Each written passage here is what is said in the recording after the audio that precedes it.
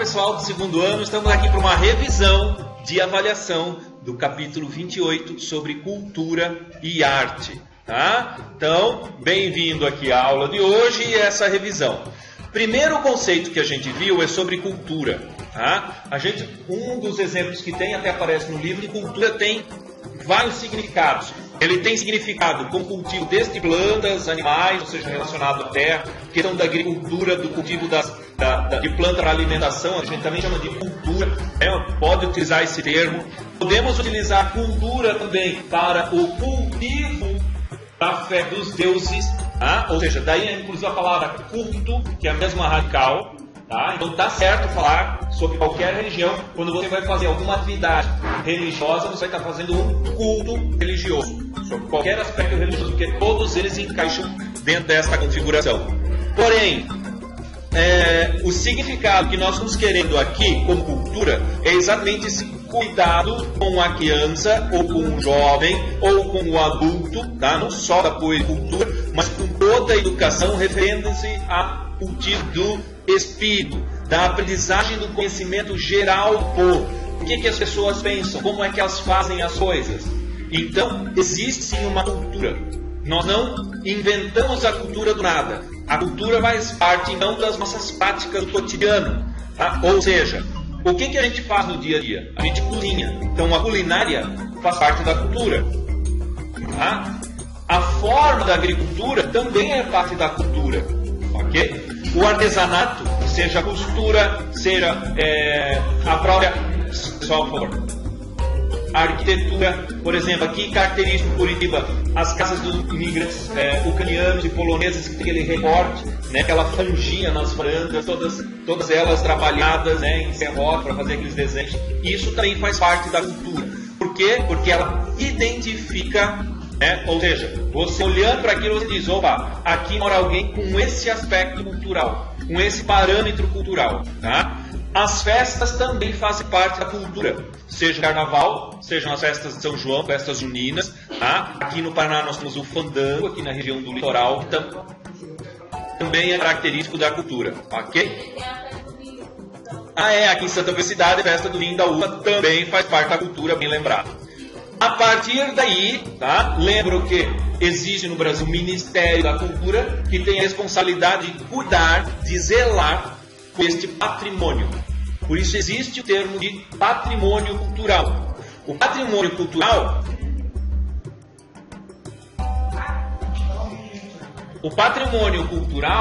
tá? É algo que precisa ser preservado. Ele pode ser material ou imaterial.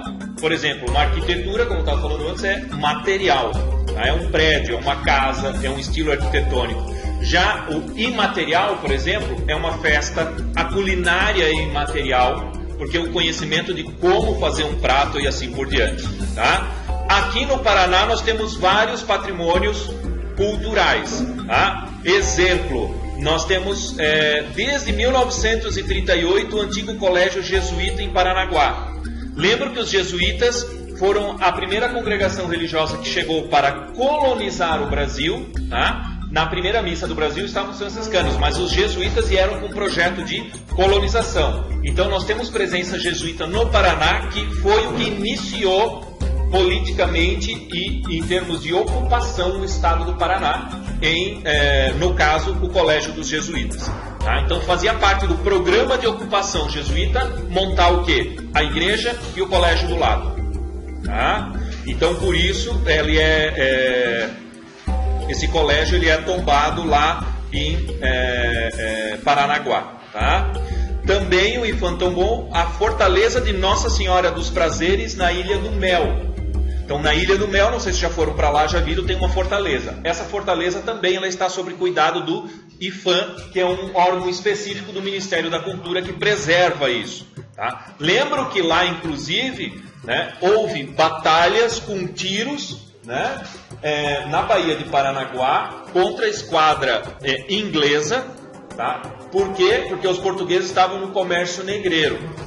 E Paranaguá era um dos portos que recebiam muitos negros, principalmente, né, para a questão da agricultura.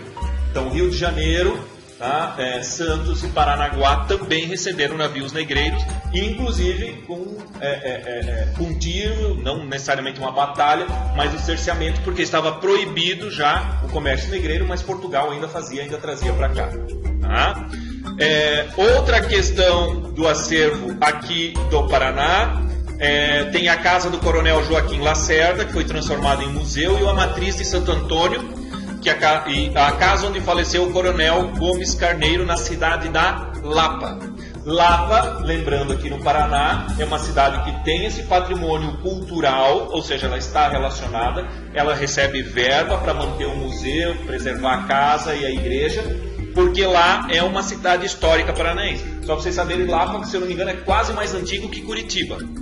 Ah, mas é pequenininho lá. É pequenininho, mas ela é antiga porque é uma antiga parada de tropeiro, como Curitiba também era parada dos tropeiros, né, que faziam a linha de São Paulo até Porto Alegre. Tá? Então, a cidade de Lapa tem esse patrimônio. Guaratuba também tem a igreja matriz de São Luís, tá? Lembro que as igrejas no litoral, né, como o caso eu citei para vocês, não sei se citei para vocês, Santa Catarina também, tem São Francisco do Sul, tem Porto Belo, são igrejas ainda coloniais, feitas com óleo de baleia, não tinha cimento na época, o cimento é mais recente, então eles construíam pedra e fechavam os vãos da pedra com óleo, com graxa de baleia, tá? E aqui nós temos mais um ainda que não dá para deixar de falar, que é o Parque Nacional do Iguaçu, que é patrimônio mundial, inclusive, na lista da Unesco. Tá? Então, ele não foi tombado pelo IPHAN, mas ele é protegido, tem outra lei como Parque Nacional, que Foz do Iguaçu é protegida também. Ok? Vamos lá, questão de arte e cultura. Quando a gente fala de arte e cultura, há uma diferença entre elas. Qual que é essa diferença de arte e cultura? Isso que a gente precisa definir. Tá? Então, por exemplo, quando a gente diz que a gente precisa de um conhecimento como necessidade para viver em sociedade, ou seja, é necessário aprender o modo de viver, a língua, os modos de vida, a comida, os valores, você está falando de cultura. Você precisa saber isso. Tá? Então, você precisa aprender a língua para poder se comunicar com as pessoas. Você precisa aprender os sinais para saber que, né, branco é símbolo de paz, preto é símbolo de luto. Aqui no Brasil, porque no Japão é o contrário. Então isso é cultura. Tá? Não sei se vocês sabem, no Japão preto é sinal de alegria e quando morre alguém eles vestem de branco. Tá?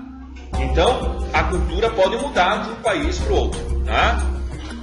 A cultura também é uma criação coletiva, dirigida à comunidade. Ela vai reforçar o seu modo de ser. Então, a cultura, eles possuem esse aspecto. Tá? Nós temos um sistema de nos vestir. Os muçulmanos têm um modo de se vestir que é cultura. Então, no caso do Estado Islâmico, a cultura do Estado Islâmico é que as mulheres usem burca, os homens usem barba, tá? E todos se vestem com aquela roupa típica, né, do Oriente, tá? Ou seja, para andar no deserto. Com turbante também os homens, né, que é, digamos assim, a vestimenta do beduíno no deserto. Então, existe isso, é uma cultura, tá? Porque ela é coletiva. Porém, onde é que está a arte? A arte, ela é uma criação individual, ela é dirigida para o indivíduo, tá? Mesmo a arte coletiva, como por exemplo o cinema, o teatro, a dança, que você faz em várias pessoas, elas são autorais, tem alguém que inventa. Então elas vão revelar a visão de um diretor ou de um criador. Então a arte tem esse aspecto individual, contrapondo. Cultura tem um aspecto coletivo. Então, por exemplo, a pintura, a escultura, o grafite, a fotografia, essas manifestações são individuais. Então manifestam a criação de alguém num fato específico. Dá para perceber essa diferença, pessoal? Então, cultura é o aspecto coletivo. A arte é o aspecto individual. Vamos lá.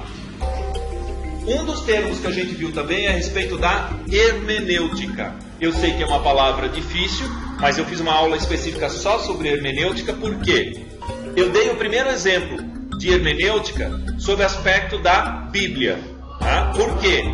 Porque a hermenêutica é uma forma de você entender algo. Você pode entender um texto bíblico, você pode entender uma arte, você pode compreender um modo de vestir. Então, se você está vestido de preto e está triste, você provavelmente está de luto. Nós entendemos, é uma linguagem comum. Tá? Então, isto é hermenêutica. O que é essa hermenêutica? É uma compreensão vital que todos nós fizemos, que envolve essa experiência íntima, particular de um sujeito, né? É uma interpretação baseada também no prévio conhecimento, na história da pessoa, na realidade em que ela está inserida. Tá? Então essa compreensão da realidade faz com que a gente tenha uma linguagem homogênea, que a gente fale de uma forma que as outras pessoas entendam. Tá? Então isso é uma hermenêutica. A questão é que, como ela parte de um ponto individual, a hermenêutica ela é diferente entre uma pessoa e outra. Dificilmente a gente tem uma hermenêutica que é igual para todos. Não tem uma hermenêutica que é igual para todos. Por quê? Cada um de nós tem uma experiência de vida. Cada um de nós vai ter uma forma de absorver, de compreender as coisas. Por isso que a gente diz que é uma hermenêutica. A hermenêutica é um conceito que diz, olha, cada um tem uma vida, cada um tem um ponto de vista, cada um tem a sua história, e de acordo com essa história, de acordo com esse conhecimento, de acordo com essa cultura recebida da família, você tem razão, você tem um ponto de vista particular, e esse ponto de vista é válido. Por isso a hermenêutica não quer que todos tenham a mesma ideia. A hermenêutica quer valorizar pessoa a pessoa. Ok? Entenderam a questão da hermenêutica? O que é hermenêutica então? Tá? Então hermenêutica é sempre a realidade de cada um. Então por isso ela não é igual para todo mundo, ela é diferente. Ok? E fizemos um exercício aqui em sala de aula, tá? Do trabalho sobre o grafite. O que é o grafite? Além do grafite, a gente diz que tem outros movimentos que são semelhantes ao grafite, como por exemplo o hip hop, o skate, o movimento skate. O que mais? Desculpa, não. Street dance, verdade, né? Também outra forma de dança. Porém, são formas urbanas de dança. São linguagens diferentes de manifestação artística. Porém, tem uma identidade cultural muito próxima como mensagem. Ou seja, ela fala do urbano, tá? E tenta humanizar esse urbano. Então, o que acontece, por exemplo, são formas de artes como um degrau mais alcançado pela população, no caso da população de periferia, ou a população negra, ou a população pobre, né? A que não tem espaço social para se manifestar, e que faz desse seu lazer uma forma de protesto contra o quê? Contra as coisas ruins ou não positivas, seja da periferia, como a violência, a condição social, né? A questão da alimentação, do transporte. Então, a questão desumanizante do urbano, ela é denunciada através desses mecanismos da arte urbana. Tá? A questão é, se essa mensagem, seja do grafite, do hip hop, do street dance, né, ela pode ser aplicada entre elas como mensagem. Como mensagens são semelhantes, mas como linguagem artística urbana, elas são diferentes. Tá? Então, a questão é, por que essas formas diferentes de arte, de linguagem, podem ser comparadas? E a questão é, por causa da sua mensagem. Todo artista expressa alguma coisa. Isto é a sua mensagem. A forma como ele expressa, aí é a questão da linguagem. Tá? Então, através da dança é uma linguagem, através do desenho é outra linguagem, através da fotografia é outra linguagem, através de um blog escrito é outra linguagem.